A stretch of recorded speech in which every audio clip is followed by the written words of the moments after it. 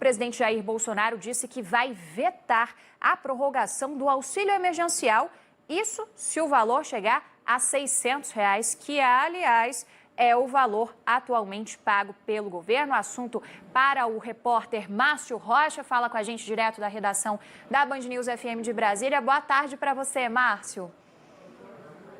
Boa tarde, Isabel. Boa tarde a todos. Exatamente durante as tradicionais lives, né, que o presidente Jair Bolsonaro realiza às quintas-feiras, ele declarou que se o Congresso mantiver esse valor de R$ 600 do auxílio emergencial, não resta outra alternativa a ele a não ser vetar esse benefício. Lembrando que o benefício foi concedido como uma das medidas de combate ao coronavírus para garantir uma renda mínima aí para os brasileiros em situação mais vulnerável por causa da pandemia da Covid-19. Mas, de acordo com o presidente, o veto seria a única maneira de evitar que o Brasil quebre e passe também por mais dificuldades econômicas. Ainda de acordo com Bolsonaro, essas duas parcelas de R$ 600, que ele afirma que trariam problemas para o governo, trariam um impacto também de cerca de 100 bilhões de reais nas contas públicas. E, por isso, a equipe econômica sugere que esse valor seja reduzido para pelo menos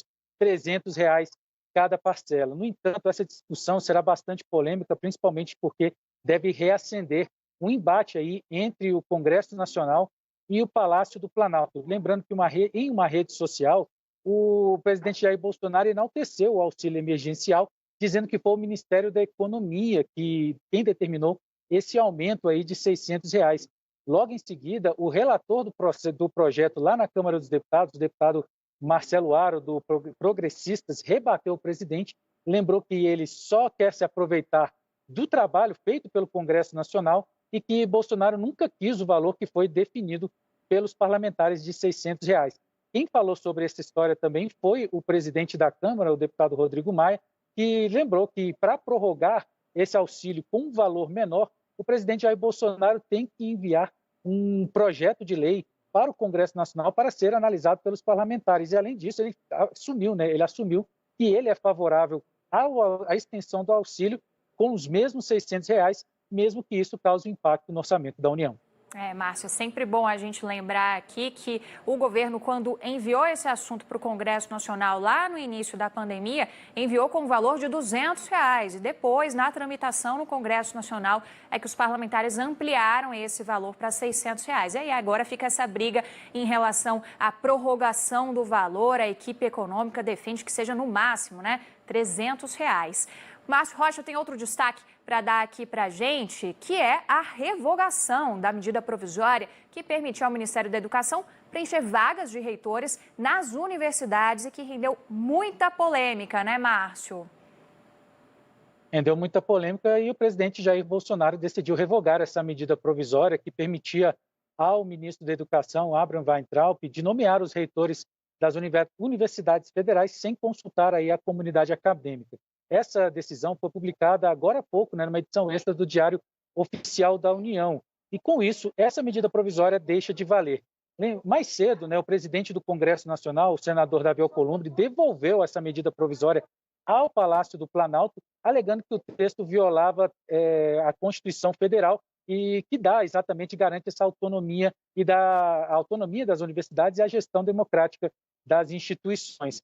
Lembrando que pela manhã também o relator do processo no Supremo Tribunal Federal, o ministro Edson Fachin, negou um pedido de habeas corpus também e votou para manter o ministro da Educação, Abraham Weintraub, no inquérito das fake news. Enfim, Isabel, por causa dessa discussão da constitucionalidade dessa medida provisória, o Congresso devolveu essa medida provisória para o Palácio do Planalto e agora ela deixou de valer, ainda mais com a revogação determinada pelo presidente Jair Bolsonaro. Revogação que só aconteceu depois dessa reação bastante efusiva do Legislativo em relação à possibilidade de se ferir a autonomia das universidades públicas, dos institutos federais, em plena pandemia, sob um argumento ali que não caiu muito bem, né? Afinal de contas, é mais do que possível fazer esses processos de preenchimento de cargos nessas instituições também de forma remota. Afinal de contas, o Senado está fazendo sessões virtuais, a Câmara está fazendo sessões virtuais, o próprio Supremo Tribunal Federal está. Então, seria um processo até mesmo natural. Algumas instituições já estavam se preparando nesse sentido, né, Márcio? E boa lembrança também sobre esse julgamento agora do plenário virtual, né, em relação a esse habeas corpus que o ministro da Justiça apresentou em relação ao Abraham Weintraub. Só teve um voto até agora, né, como o Márcio falou, o do relator, o ministro Luiz Edson Fachin. Agora é aguardar, são pelo menos 6 dias para que os outros ministros do Supremo Tribunal Federal também possam votar de forma virtual. O plenário virtual é diferente das sessões virtuais que a gente está tendo. O plenário virtual é aquele ambiente, né, Márcio, do Supremo Tribunal Federal, em que os ministros encaminham causas que não tem tanta polêmica assim, né? E aí podem deliberar isso de forma virtual e tem um prazo maior para isso também, né? Exatamente. Só para contar uma curiosidade, Isabel, o plenário virtual, quando o ministro recebe, né, a indicação que deve proferir o voto dele, ele tem 6 dias úteis para apresentar o voto no processo que está sendo julgado pelo plenário virtual.